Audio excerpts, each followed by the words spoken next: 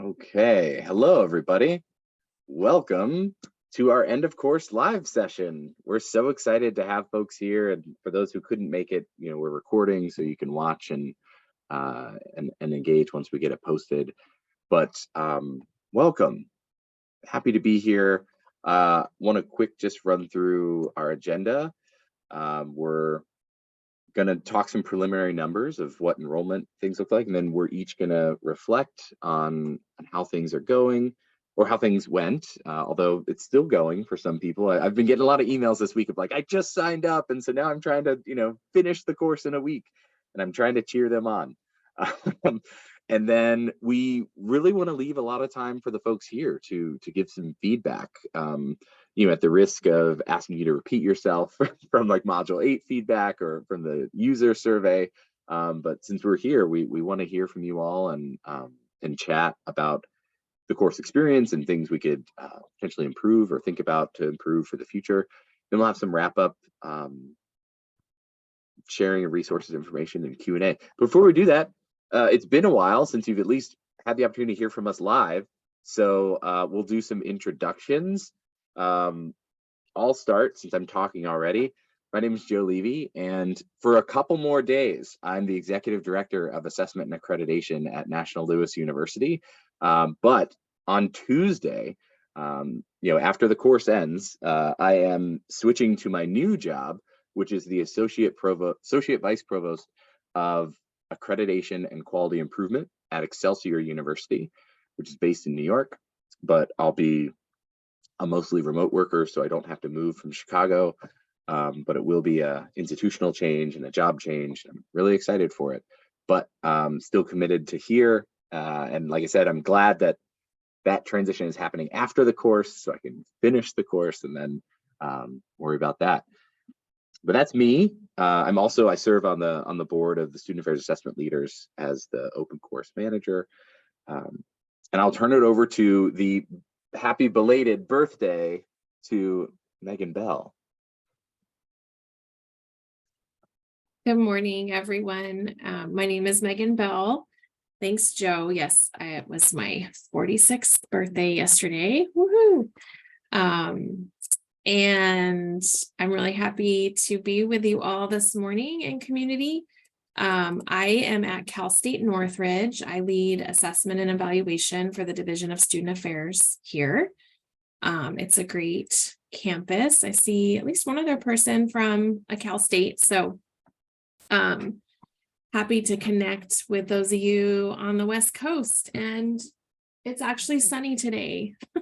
It's been raining for 3 months. And I also serve on the board with Joe, the Student Affairs Assessment Leader, SAL board, as the new Vice President of Community Development and Engagement. So I'll share about that later. If you enjoyed this experience and aren't yet connected with SAL, how you might do that. We'll talk about that later to stay connected with everybody here. So now we'll have Greg introduce himself. Megan, I join you in the 40s next 2 weeks from now. So I'll be turning 40, turning over a new decade. So really happy to be talking with you all. My name's Greg King. For another month, I work in education innovation at NWA. We are moving to a new organization called HMH, which is a published company where I will be working, continuing to work on educational innovation, especially around how we know what we know and kind of how we understand what can come next in education. So currently playing around and leveraging a lot of really exciting AI work and how you thinking about how you de-racify AI, which is a fascinating conversation about historical data sets and how you correct them or how you retrain AI not to be racist. It's super fun, super interesting. Things from like gamifying assessment to creating systems of data that automatically update and can tell you what's going on at a moment's notice. in organizations and systems. So super fun. So that's what I do, and that's what I'll be continuing doing, but more in a for a different organization and at a kind of higher level and broader level. So lots of fun with that. I'm excited to talk to you all today. All right, thanks, team.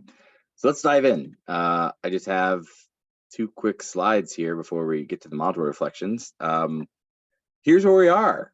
Believe it or not, final enrollment 1554. That's huge. So many people, so many assignments for us to grade and discussions to respond to.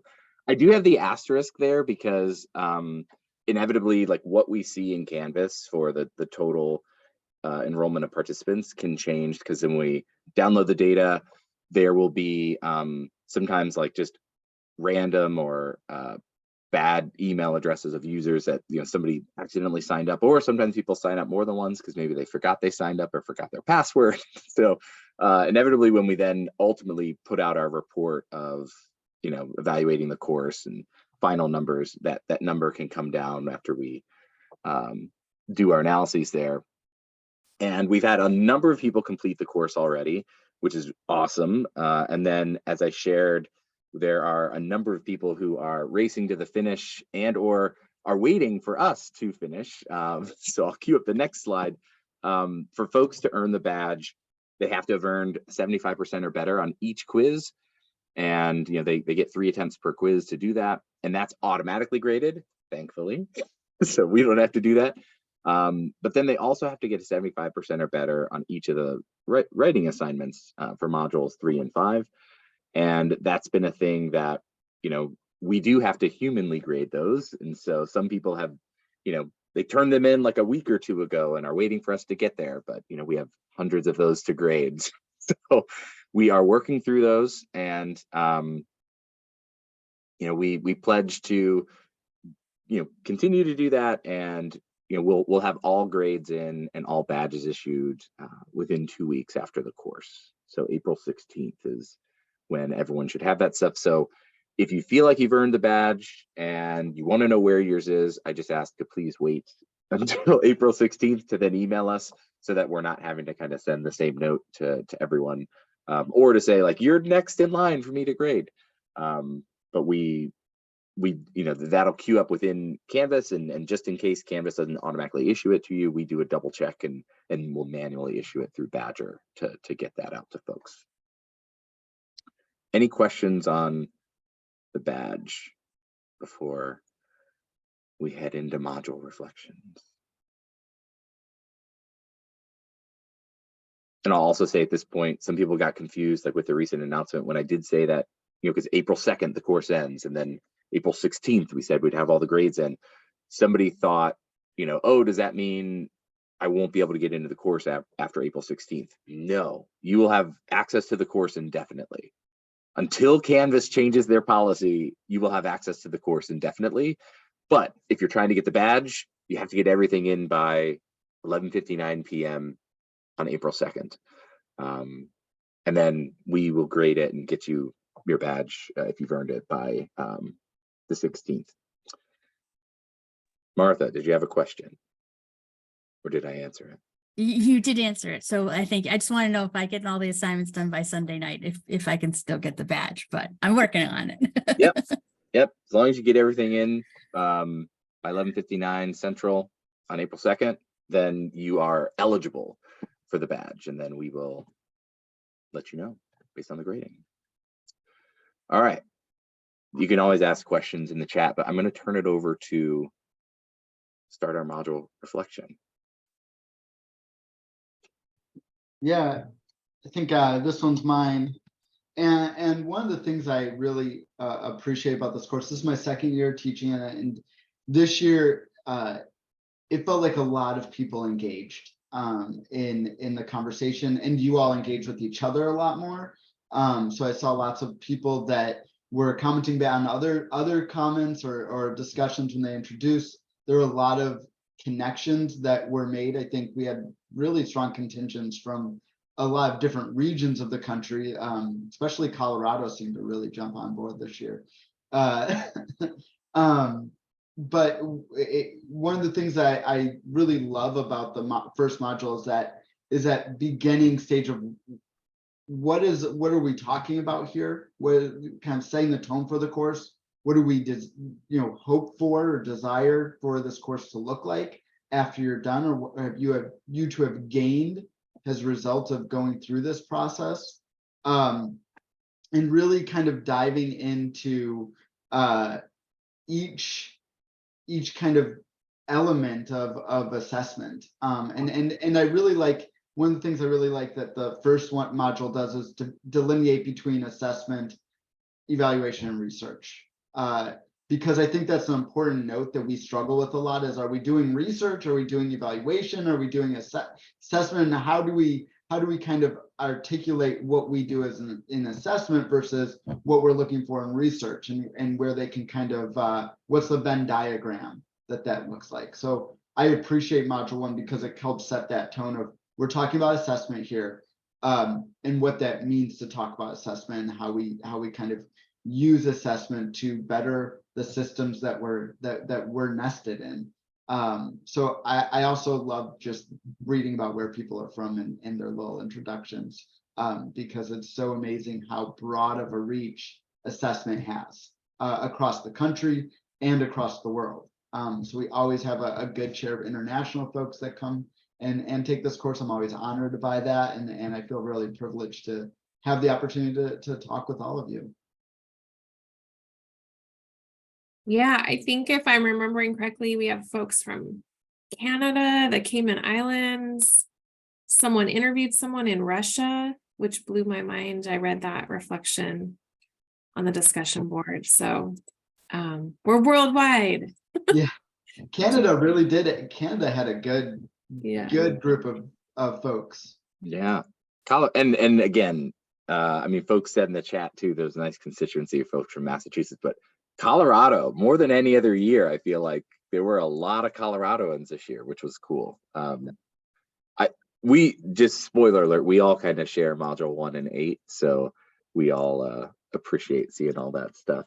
And yeah, well, I also want to give a shout out to institutions. There are a lot of you that have multiple people from the same institution taking the course, which I think is an amazing way to create community and a shared set of resources and values and definitions in your institution. So I thought it was really cool. I think there are a bunch of people from, I know like Grants Pass Community College had some people here in the Pacific Northwest, go Grants Pass.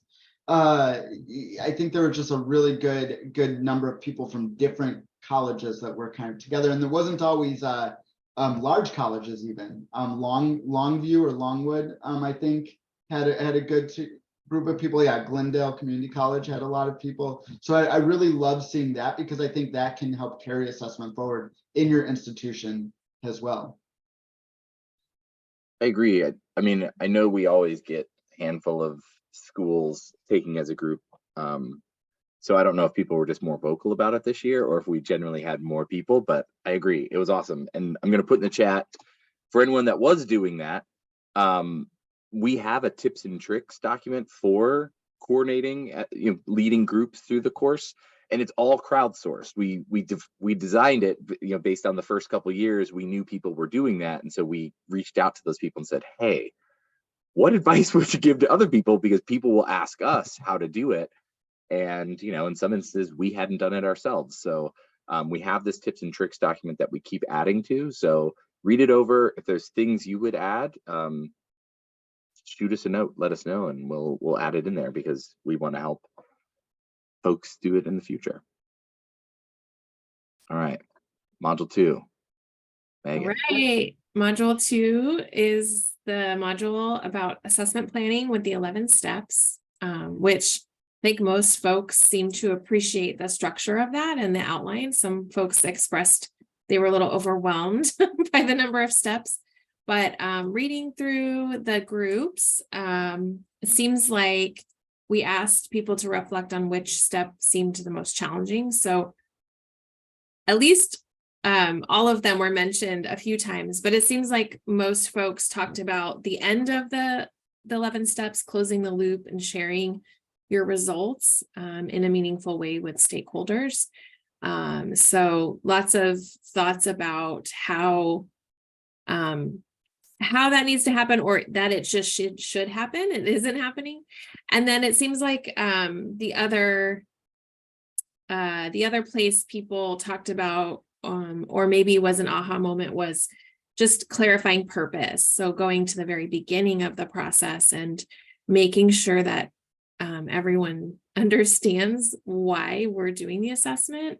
People saying that, folks just kind of doing the same thing, or just jumping in and getting excited about a survey, but not really understanding the why. So, I was just working with our admissions office here, who wants to do some assessment of the process for prospective students and families. So, they said, we want to do focus groups. So I had to slow down and say, what is the actual purpose of the focus group? What are we hoping to explore or learn before we just bring them together at Explore C Sunday? So yeah, and just to mention too, we have always, or not always, but a few years ago, the team implemented some smaller groups for the discussion boards. And this year we built upon that and tried not only the institutional type ones, but the functional area ones. And so we learned some things about how Canvas sets that up. And many of you gave us feedback about that being challenging to navigate. So we'll work on that. But our thought was that, you may have wanted to talk about some of these topics with people in your same area of the university. So we were trying to facilitate that, but we definitely learned we need to navigate that a little differently based on how Canvas does that. So yeah, that's module 2. And feel free as we talk too, if you want to share any reflection about any of these modules in the chat. Yeah, absolutely. Module 3, a lot of people like it because what I appreciate this year more than any other year, a lot of people really appreciated and hadn't connected the dots themselves of assessment being a consultative practice and that being a way to approach the work. And so folks carried that with them and really enjoyed folks really appreciated the case studies and the written assignment.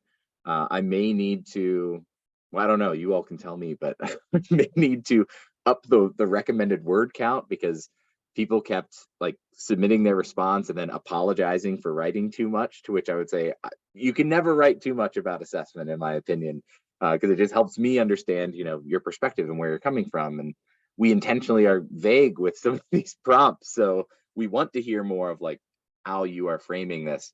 But yeah, I always really appreciate being able to grade those assignments. And I feel like this year, especially, a lot of people acknowledged and appreciated having that opportunity to put their skills to practice. And as I said in the chat, I feel like it's a nice bridge of them applying the things that they learn, especially with module 2, and having that framing to then go into module 4 and thinking about the alignment and the purpose piece. I think it's, helps solidify some of this information and set them up for success as they go along.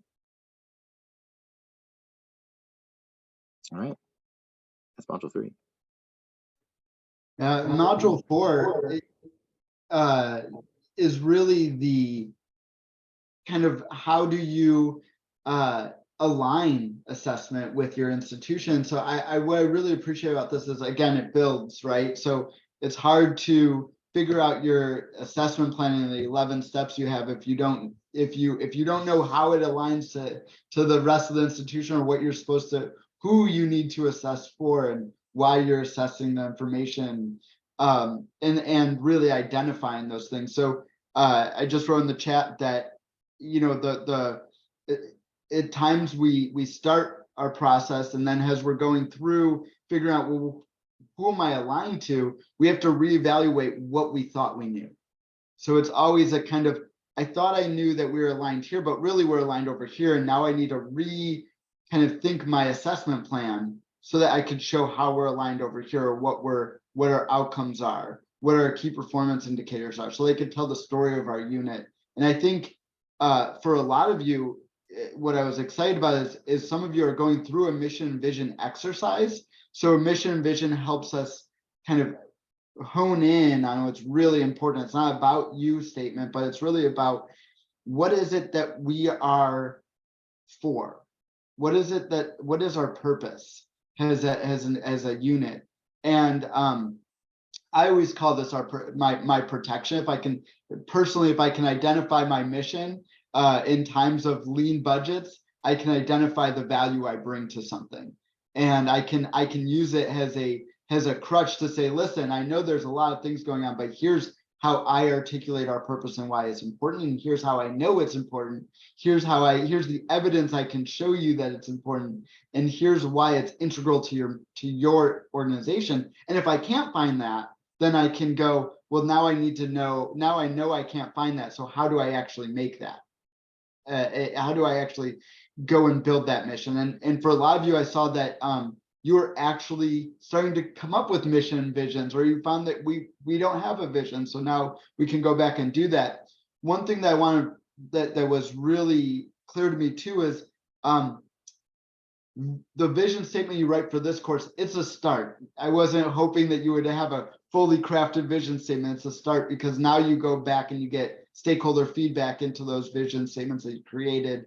You go in and talk to other people in your organization, have them help hone it, refine it, articulate it, and then connect it to your organization as a whole, or help figure out, does this embody our organization as a whole, right? So if you're looking at institutional level mission and vision statement, I just really enjoyed this one. I think it's really important, and it helps start that process of how do we know what we know and how do we show that. It's my reflection on module 4. All right, sorry, I was writing a long note here and clearly typo. Nice, beneficial byproduct. All right, module 5. So this is another one that one of the things in this, all the modules resonate with people in different ways, and one of the things that was unique about this year was, and it always came with a positive connotation, but I'd say more so than other years, people really pointed out module 5 is different than the other modules. They said that it really, I think partially because the idea of critical approaches and equity-centered assessment really covers the assessment cycle, that they thought it was interesting that this was kind of midway through the course, but really kind of applied to both things that they've already seen. And then for some people who, and no judgment in this, but some people who got through the course but then went back and submitted their module 5 writing assignment, they would reference then content from module 7 or later modules, and so we're drawing the connections there. But yeah, this was just another one that I really always appreciate the grading in this one, and I feel like it did a better job with the resources and the videos in setting up the assignment this year, because in the past there would be a lot more questions around the module of just some confusion, and this year people fully embraced the challenge and acknowledged the fact that I said we intentionally worded things in this to elicit a response from you and to elicit you to question the approach here. So yeah, really strong assignments folks turned in, and really great discussion as well. So yeah, it was another solid module and keeping me busy on the grading end of things.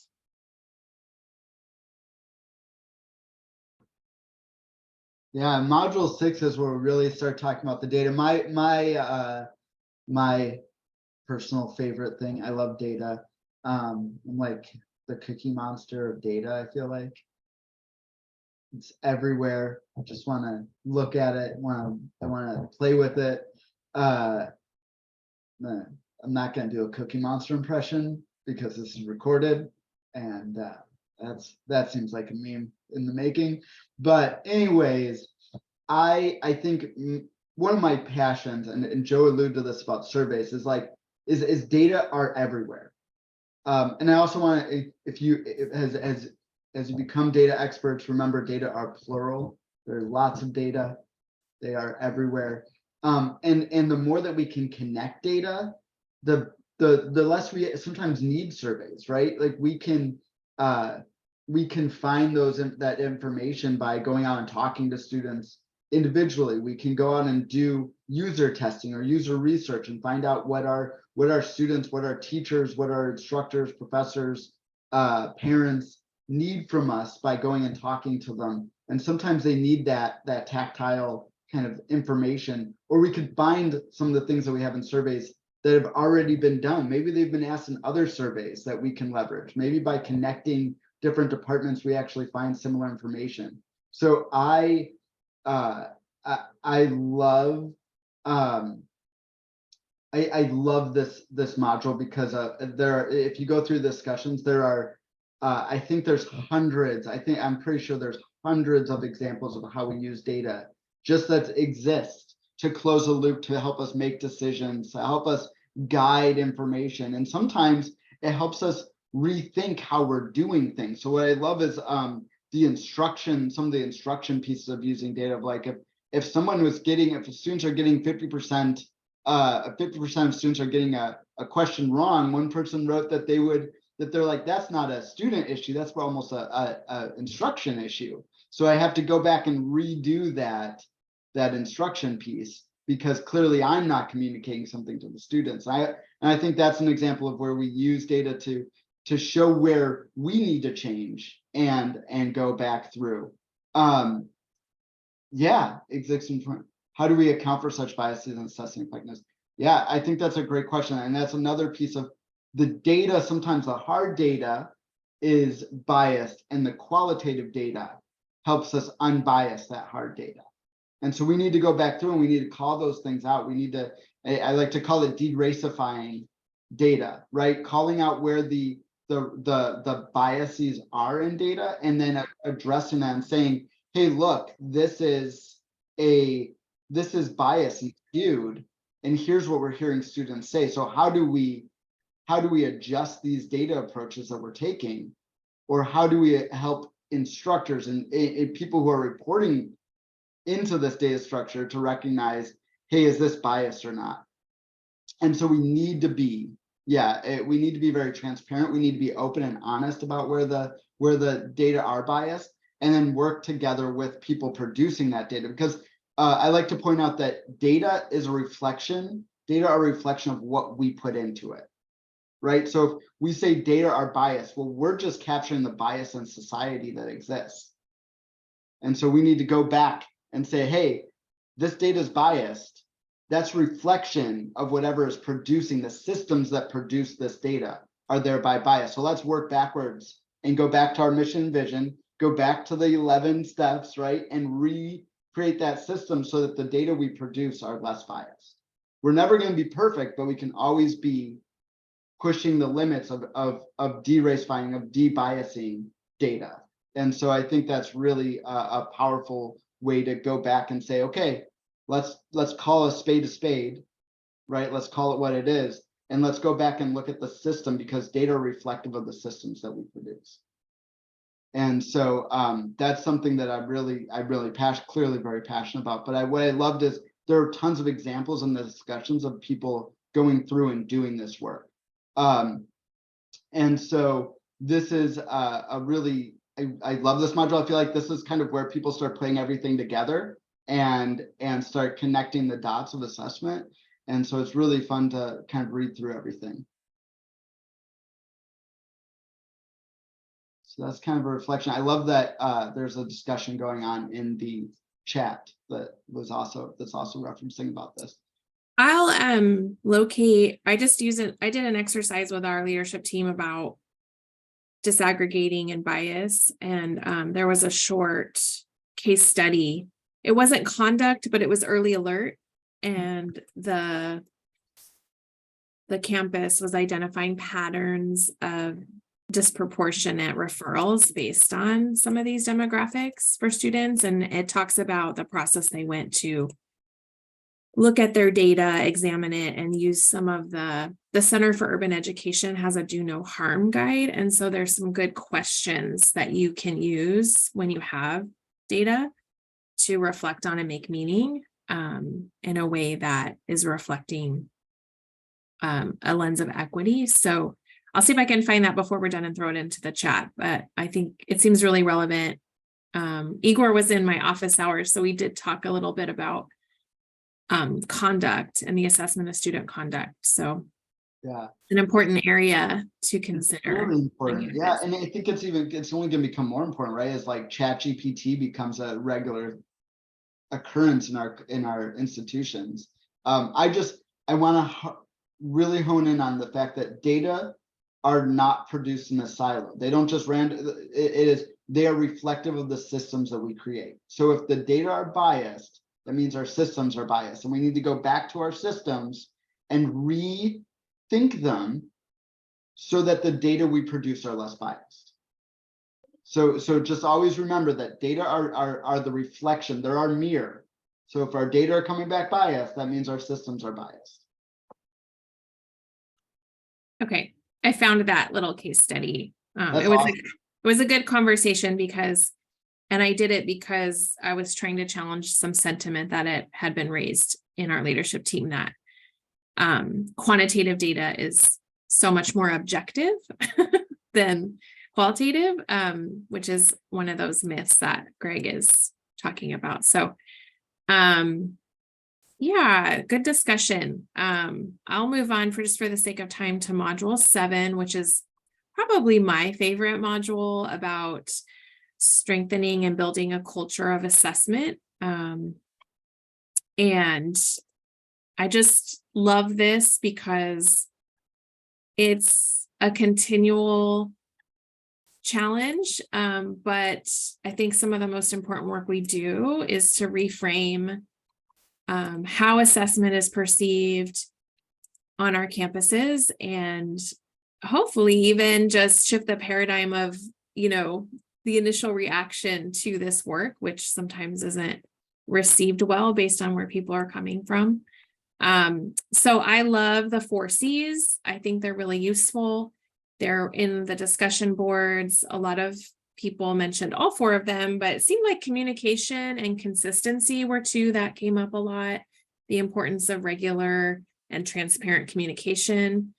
And then people talking about some of the challenges around leadership transition, staff transition, and how do you ensure consistency when you get some momentum and then people shift and change and there's new perspectives. So what do you set up in terms of structures and continuity to make sure that your culture of assessment isn't just wrapped up around 1 or 2 people, and then if something changes, it falls apart. So lots of great discussion. And then one thing I ask in the discussion board is, what would you add to the 4 C's? So many great additions, but 2 that came up a lot and I really liked were collaboration, which spoke to working across our departments and across our divisions to change the culture, and then also creativity, which I think is such a cool part of assessment work. Always thinking about how we can do things differently, how you can be creative and move things forward with limited resources. So I think a good assessment professional is inherently creative, which isn't something we always think of because we think of data. But there is definitely, I always say that assessment work, there's an art as well as a science. There's the technical part, but there's also the people part, which requires some different skills, which we talk about throughout. So love module 7 and glad that it resonated with a lot of you in this work.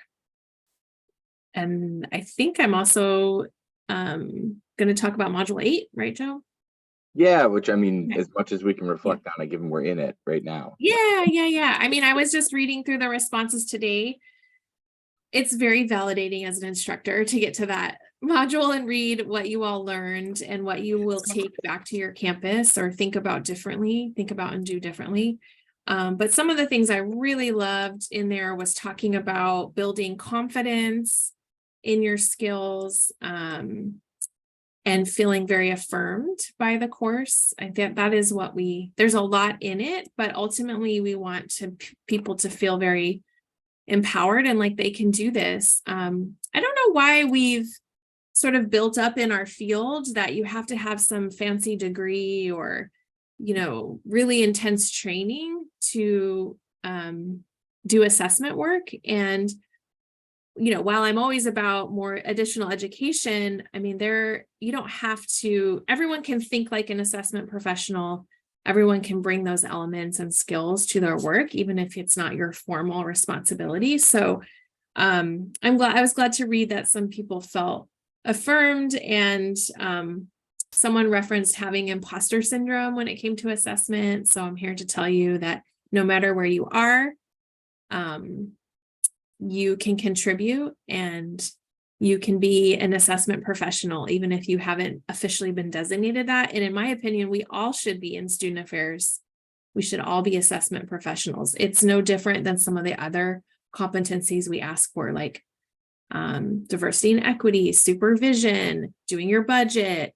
To me, assessment are those skills that every student affairs, every member of a campus community needs to possess and work on. So yeah, Joe and Greg, anything else to add for module 8? I mean, really, sorry, I just asked you questions. I kept talking, which is a pet peeve, but I forgot the part also in this module about we wanted to try to bring it all together and see how all of these things intersect, all of the different modules and concepts, and then have you start to think about what are the next steps? How do you keep developing as an assessment professional through associations, through different resources that are out there beyond the course? So that was part of the motivation, was sort of you've done this experience, kind of what's next? How do you keep leveling up for assessment work? Now I'll stop and turn it over to Joe or Greg. I just echo a lot of what you said. It's just knowing that kind of the spaces we're in the most from a discussion board perspective, where we have the most volume, is module 1, where people are really excited to join the course and what they hope to get out of it. Then module 8 to see kind of the full arc and what they did get out of it. It's just fun to see them reflect on that journey, and for us to get that, especially because, again, with so many students, it's hard sometimes for us to be able to follow an individual student's journey. And so it's nice when we can make those connections, as well as just hear from a student that maybe like we didn't see throughout some other discussion boards, but they made sure to post on the last one. Yeah, likewise. I really I appreciate seeing the journey as well. So I don't have a whole lot to add, but it's just nice to see how those who have kind of stuck with it right all the way through and really participated, see the growth and the mindset and the kind of thoughtfulness in producing. And it's a super rewarding section as an instructor. Okay, well, we've talked at you all enough. Gonna dedicate the next large chunk of really this time together to hearing from you all. These are just some seeded questions. You don't have to pose these. You can just share whatever you want to share, but would love to hear from folks who want to share about their experience, either by unmuting yourself or putting it in the chat. One question I would add to this list is, and maybe it falls under the confusing, but did folks ever quite figure out the discussion boards? Because it was tricky for us, and we got deceived by the Canvas like student view that it showed us, and it wasn't the true student view. So plus we were trying that out of having like an extra small group discussion board type. So I'd be curious to hear anyone have to share about that. But Mike, looks like you're unmuted. What do you have to say? Jump in. 2 things. One, I really just got to commend you for this course, because when you said how many people were enrolled, I was shocked. It felt like there was just, maybe 50 of us. It really felt like responsive and kind of quick to go through. So really great job with the design and keeping up with that course load. And then, what I've really taken away that has been so rewarding here is, you can tell when it's kind of good development and that like you automatically are starting to apply it. Like it's not like a perfect example, but some other scenarios that come up in my job, and immediately I've been kind of just pulling content. Oh, remember we talked about this and thought about this. So that sort of instant recall that sort of already influences your actions. I've just been really impressed by that. And again, want to thank you for this opportunity. Thanks, Mike.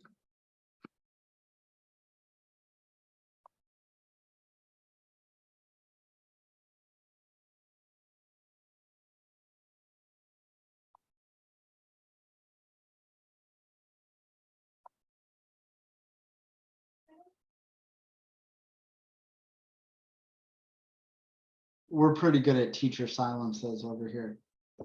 Mm-hmm.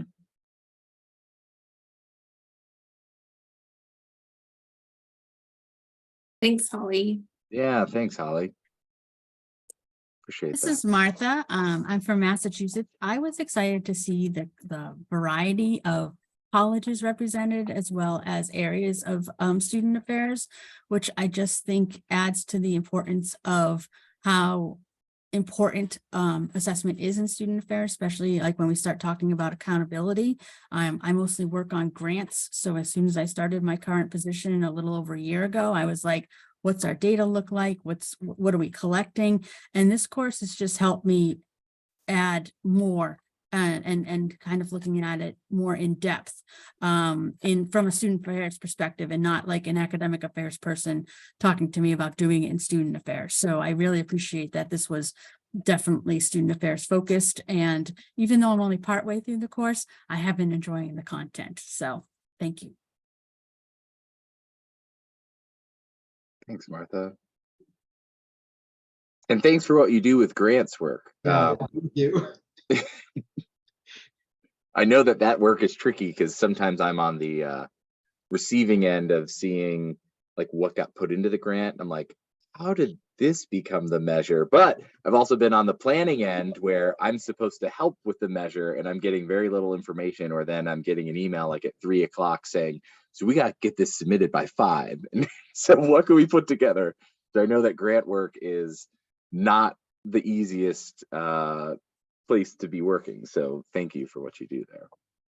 I think grants are the thing that I always think, if there's anything that showcases the importance of the 11 steps and starting with clarity of purpose.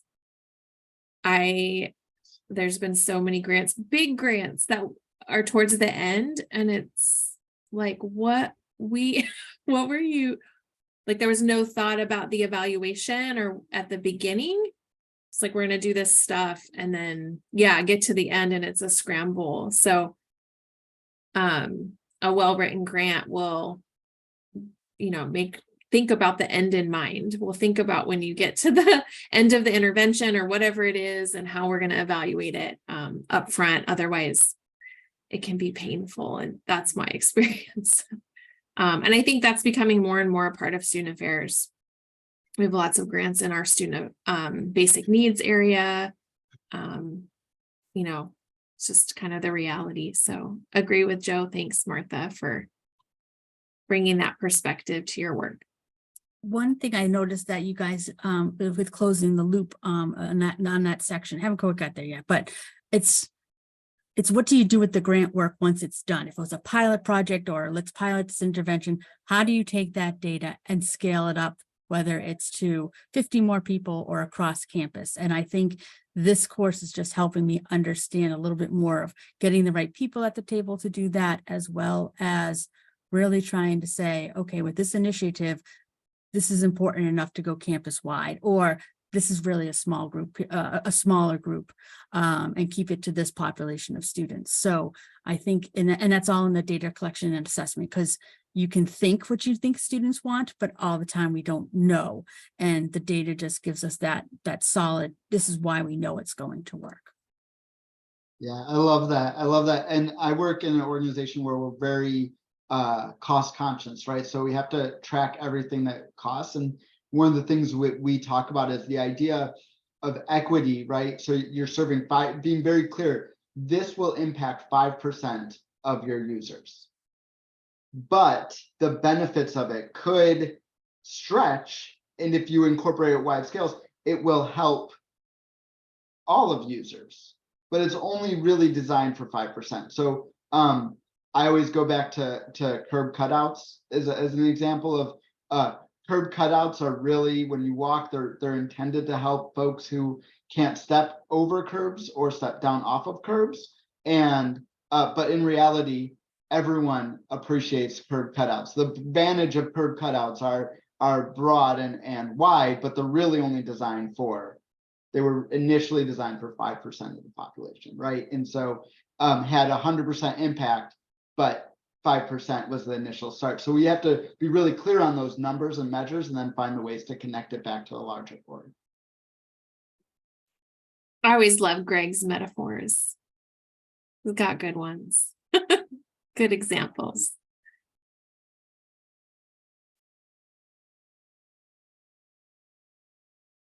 Go ahead, Riva. Did you have your hand up? Yeah, I just wanted to say thank you so much for all of the resources and, you know, just all of the extra materials and the learning more about and all of that. I didn't have a chance to really dig in as much as I wanted to during this course. It's because I didn't have the time, but I really look forward to just having this course as a resource moving forward. I think it's going to be super helpful, and I really appreciate that.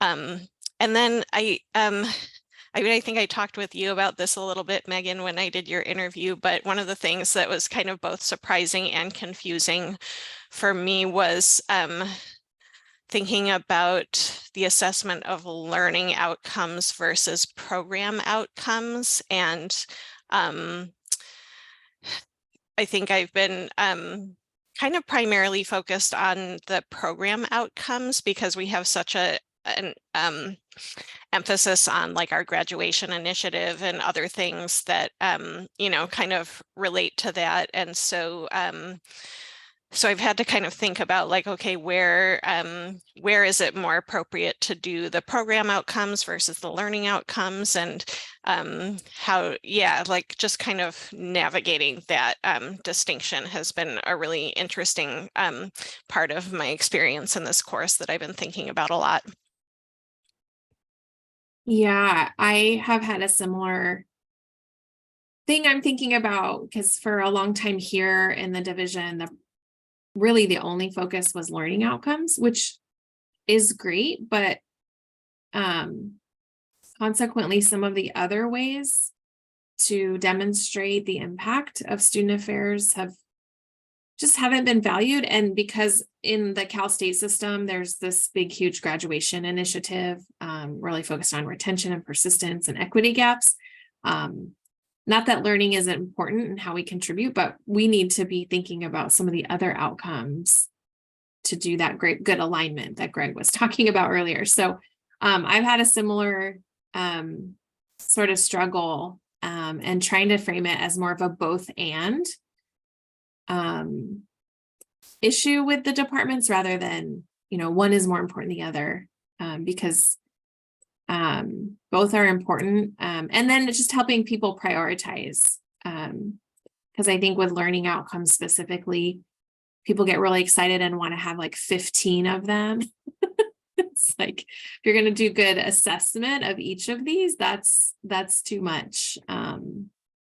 And all the things Joe talked about too, about, you know, just making sure they're well written and succinct and aren't trying to measure 15 things in one statement and all the things. So yeah, thanks, Reba. That continues to be front and center, I think, for a lot of us in student affairs.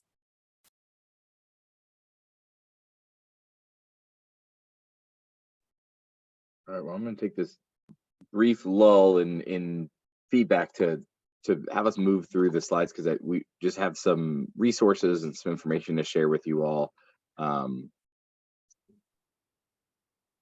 So one, as a flashback, and I'll put this in the chat, but just a reminder, especially those folks who were in the chat from Massachusetts, this was in the Module 1 discussion board. We've also been putting it in the announcements for these last few weeks.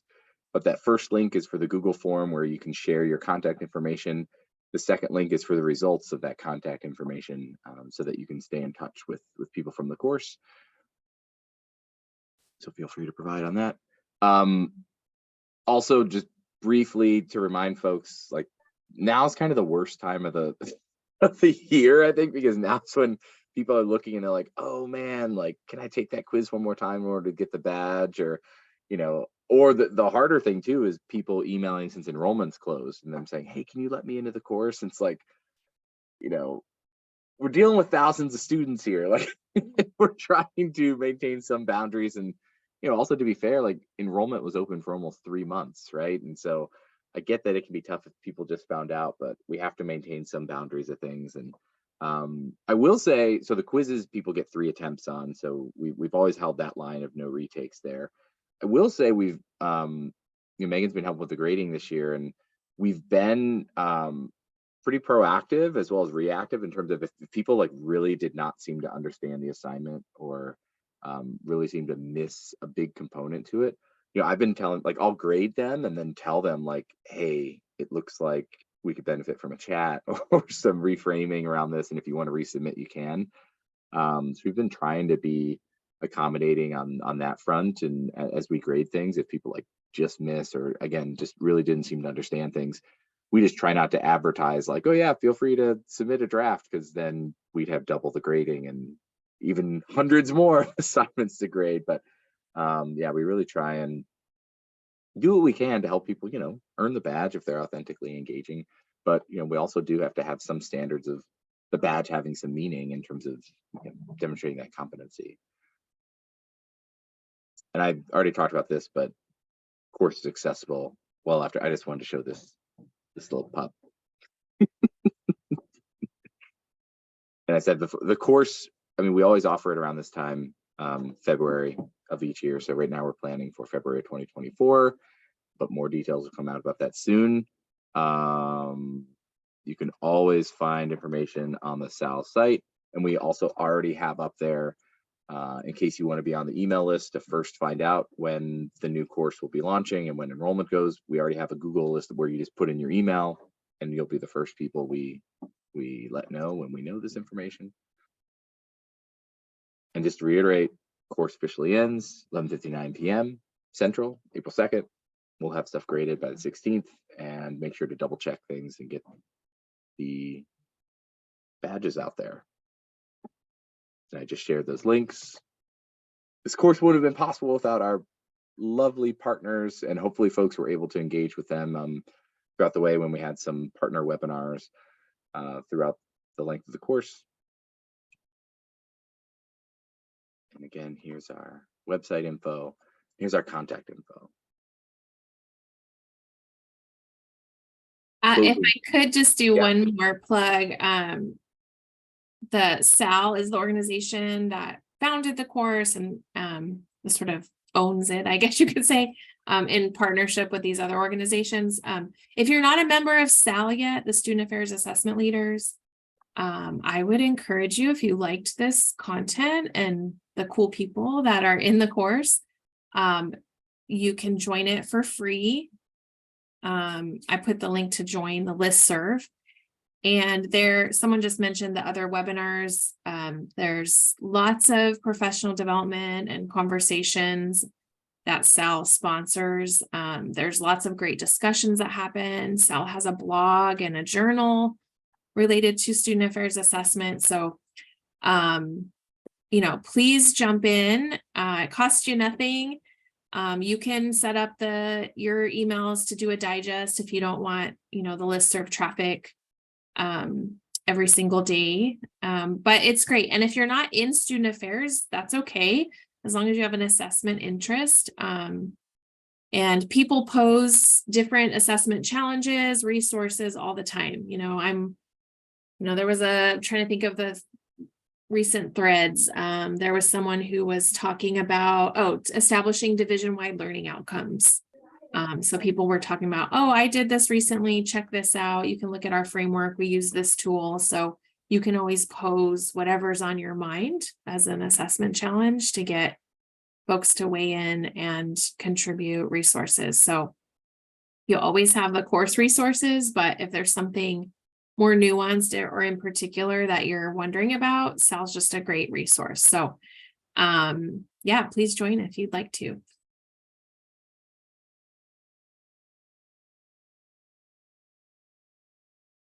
There's a great webinar coming up that Joe sent out to you all related to equity. So that I'm really excited for that in April. April 11th, equity centered session that I posted in one of the announcements like